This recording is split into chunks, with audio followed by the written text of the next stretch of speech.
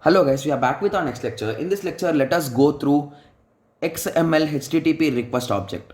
Okay, so this is the object which we will be using, guys. So this XML HTTP request is the thing that helps us to get the data to do all the operations that we are planning to do with the help of Ajax.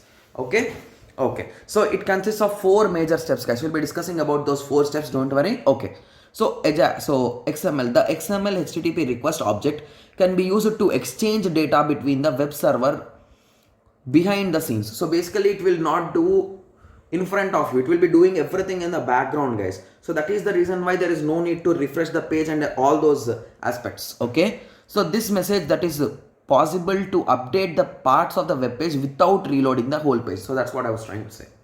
Okay, so basically this object which we are discussing, XML HTTP request object, is available or inbuilt in each and every browser nowadays, guys. So almost every browser is now having this XML HTTP request object, guys. Okay, so you might be having a doubt that okay, now if I want to create it in my code, how can I create it? So you will need just to initialize it, guys. Like variable is equals to new XML HTTP request. So you are just creating an object for it, that is nothing but here let us create var is equals to HTTP equal to new XML HTTP request. So now this is your object, guys, basically.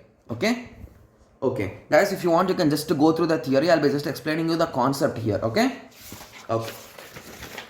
so once you create an object, the next step is nothing but you need to pass it or you need to call it, right? So we are having few methods, guys. So those methods are abort to cancel the request. To if you are requesting for something to cancel it, you will be using abort, and get all the responses of the header. So to collect all the headers, we'll be using this, guys. Similarly, get a response header. So to get the particular response header which we are using with the header name, we can get that.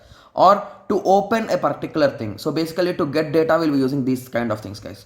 We'll be opening and we'll be writing the method get, and we'll be writing the URL, that is nothing but the file which we are trying to get, and will be saying true or false for asynchronous. So that will be enough. Okay, so these are the methods used to make request to the server. Note that XML HTTP request is used for exchanging of data with the server. Okay, so now you might be having a doubt that okay, can you show us an example so that we can analyze it? So here is the example, guys. So for step 2, this is step 2, guys. Okay, sorry for that. Okay, so in xhtml.open, so this is your object, right? So xhtml.open get, so you are trying to get the data, so you'll be using get method. URL is nothing but the file name, guys. So assume you want to get the data in xyz.js. So you want to get the JavaScript file, assume in that way. So .js.html, whatever you want, you can type it, you can write there, guys. So true is nothing but you are saying that you are using Ajax. So we used this syntax, guys.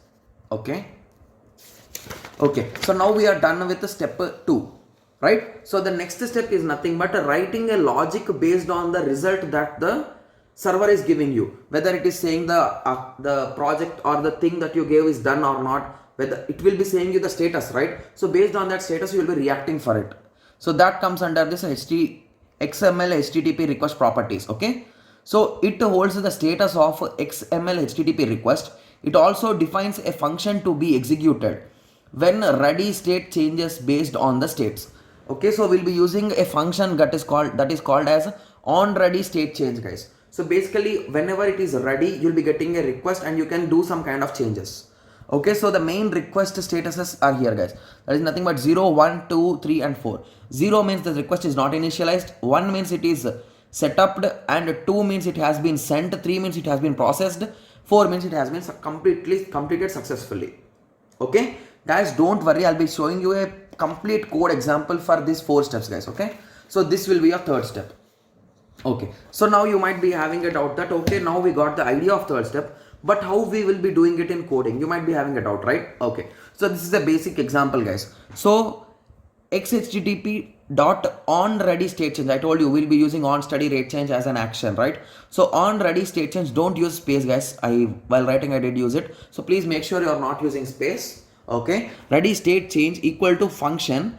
Here we are writing this dot ready state. So if the ready state status you got 4 means it is successfully done, And if the status equal to 200, I hope everyone knows the status code 200 is nothing but okay. So the server told okay that everything is fine. So once it says in that way, then you will be doing the changes that you want. So document.get element by ID, this we discussed in our previous lectures. So you'll be getting the element by ID, that's nothing but demo is the ID. Okay, so you found some element. So you'll be updating the inner element to the response that you got. So this is the concept that we'll be using to update the things, guys. Okay, and the final step is nothing but to send the request. So xhttp.send request, that you got finally completed it. Okay, so now you might be having a question that okay, now we got the 4 steps. So is there any code, sample code, so that we can just re-verify it what we learned? So here are the 4 steps, guys. I have just written the sample code for you. Okay, so here var is equals to xhttp equal to new xml http request. So here we created an object. Okay, so after that I have wrote this, guys. Even you can write this first also, that will not matter. So let us assume this is written first. So xhttp dot open, you are getting the data. So you are getting the data from the server and you are getting the data of this file .txt file, ajax underscore info.txt file, and you are requesting asynchronously. Okay, so once you get the data, you will be checking for the status, that is nothing but xhttp dot on ready state change. So whenever there is a state change, this function will automatically get invoked and this function will be called. So if the ready state equal to 4 and this dot status equal to 200, you will be doing the operation. The operation is nothing but you are updating the demo, it's a response, the inner HTML to something else, that's it. Okay, and you will be at the end, you will be sending the status. Okay, so this is how the XML HTTP request works, guys. Okay, so now you might be having that okay, we got clear idea. So but how basically Ajax will work? Okay, so Ajax will, the flow of the Ajax will be in this way, guys. So initially on the presentation is nothing but the client side system. Okay, on the system you will be seeing multiple things, right? So when you click something, okay, so on click Java will be JavaScript, on click something you will be going through a callback, and that is nothing but the XML HTTP request. So that will be sending the request to the server, and based on the server, if there is any data storage requirement, it will be getting the data and it will be sending the data back.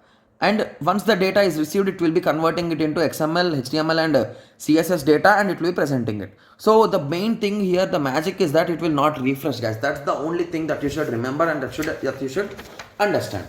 Okay. Okay, you can write the points basically depending on that only, and you need to remember one thing, guys. So the data which you got here, it might be in XML format or in JSON format. These are the only 2 popular formats which they will be using, guys. Okay. Okay, so in the next lecture we'll be taking some examples on this data formats, guys. Okay, so let us meet in the next lecture. Thank you, thanks for watching.